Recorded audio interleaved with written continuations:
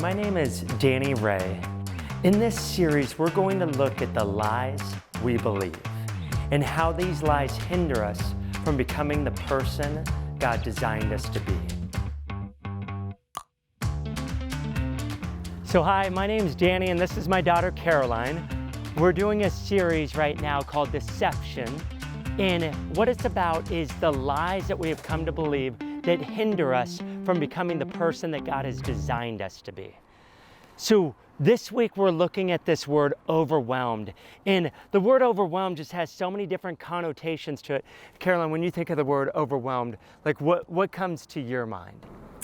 Just a full-on flow of one emotion, either good or bad. It just overwhelms you because it takes over your mind. Yeah, it's interesting that you said it could go either way, because God can overwhelm us, like with His love, His grace, His mercy. Like it could be overwhelming when you think about how much God loves you and knows you and He's for you. And then obviously the other things that we think of, like the negative side of overwhelmed. What are some of those other words that might come to mind when you think of overwhelmed? Just anxiety, fear of the unknown. Ooh, that's a good fear. Well, not a good fear, but fear of the unknown. That's a big one. I'm sure a lot of people struggle with that. So there's a lie that we've come to believe in the church, and it's this, that if we really follow God and we really love God, then we won't have fears, or we won't have anxiety, or we won't be overwhelmed. But the truth is this: the Bible is full of people that had suffering, full of people that had anxiety, full of people that were overwhelmed. But they learned to overcome by trusting in God, by listening to His Word, and by believing what He says. And so I want to show you one verse that I believe will help you to overcome any fear, any anxiety, anything you're going through, any circumstance you find yourself in. You turn to this verse, and if you believe it, it will help you to overcome. In this wheelbarrow, I have thousands and thousands of cards. Later on, I'm going to use these cards to spell out a verse that will help you to overcome. All right, so Brooklyn. So I'm going to show you one here with 2 rubber bands. So this is one of my favorite pieces to do. You could see that I'm trapped in there, right? And you could see there's no way to like come through them or come around the fingers, around the thumbs. But watch, there's the first, there's the second. Any questions on that? Slower. Here, I'll give you a perfect view over my shoulder. You ready? Yeah. Now, you understand the principle, right? I can't just like twist, right? And I can't just like, come through them or around the fingers, around the thumbs, but watch, there's the first, there's the second.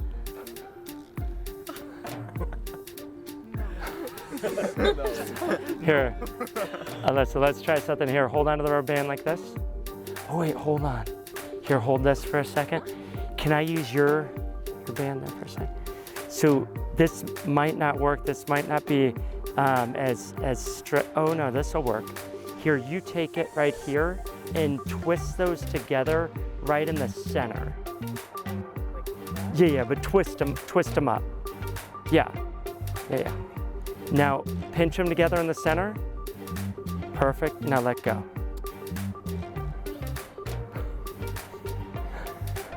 What? You can see right there. All right.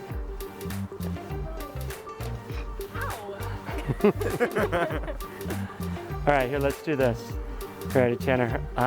Hold on to the rubber band just like this. Yeah, right towards your face. I feel better about that. All right. Can you see? Yeah. I know you could see. Just keep your hand steady for me, okay? Watch, there's the first, there's the second.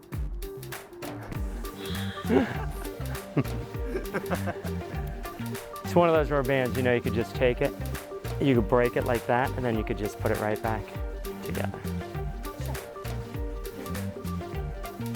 That's an integrity check right there. That's it. All right. There you go. I'm gonna take my wheelbarrow, I'm out of here. Can you talk a little bit about your struggle with anxiety at times?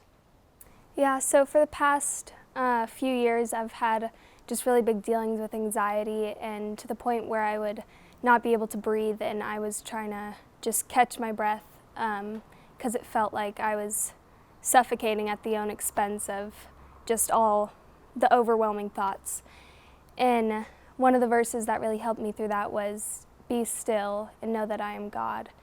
And in the moments of the overwhelming and the flooding of thoughts and everything just feeling like it's collapsing, you just remember that all you need to do is be still.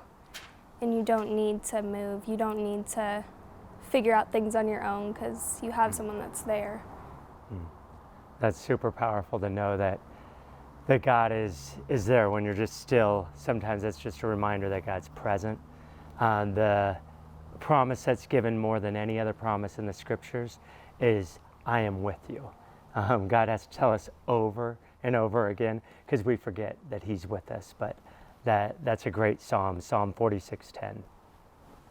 I just want to encourage somebody, if you feel like, God's not there for you, that he's not present, and you're just overwhelmed with those thoughts of like, there's a God out there, but I don't think he really knows me or loves me. I just want to encourage you that he is with you, that he does love you, and he's never going to give up on you. He's going to keep pursuing you, no matter how overwhelmed you feel, no matter how anxious you are, no matter how many fears you have. God is going to keep pursuing you and loving you and revealing himself to you until you know that he is with you and he'll never leave you and never forsake you.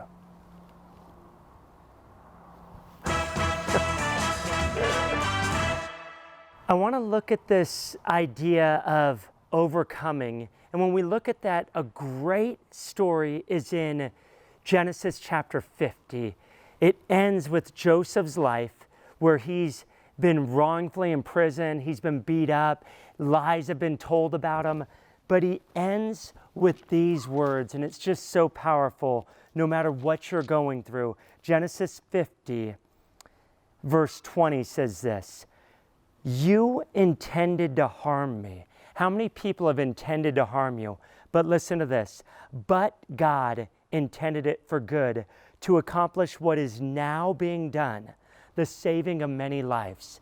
Is Joseph could have told his brothers, like, I can't believe what you did to me. I'm going to get you back now that I'm the second person in charge of Egypt, right? No, that's not what he did. He said, you intended to harm me, but God intended it for good.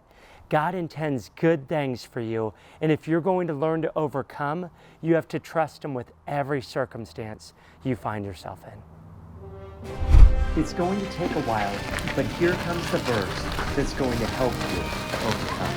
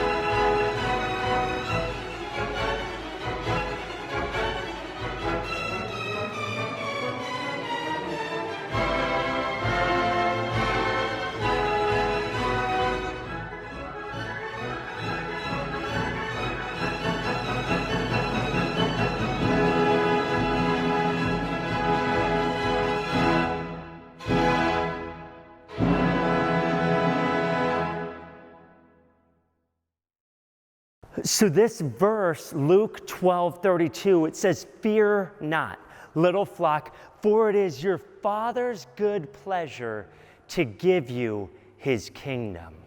So we have to ask this question, how can Jesus say, fear not, don't be afraid, little flock, And if you think about like little flock, I mean, Jesus, like, you're little, a flock is pretty dumb, you're a little dumb. But listen, Jesus can say this because if Jesus has a flock, he's our shepherd. He's a good shepherd. He cares for us. He takes care of us. This is what the shepherd does.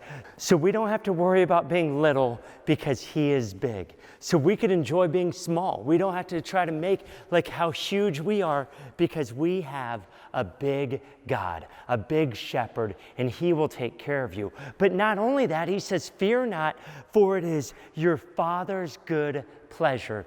Think about this for a moment. Like, it's literally mind-blowing that the Father delights in us. He takes pleasure in us. He says it's his good pleasure. There's another verse, it's Zephaniah 3:17. It says, the Lord rejoices over you with singing. That's what God does, is he rejoices over you. He delights in you. He takes pleasure in you. And not only that, he gives you his kingdom.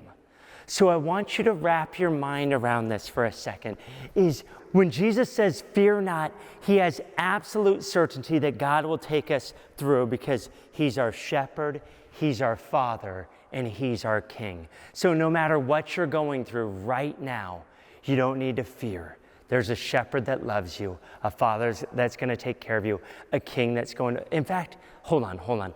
We're going to do one more verse. Let's do this.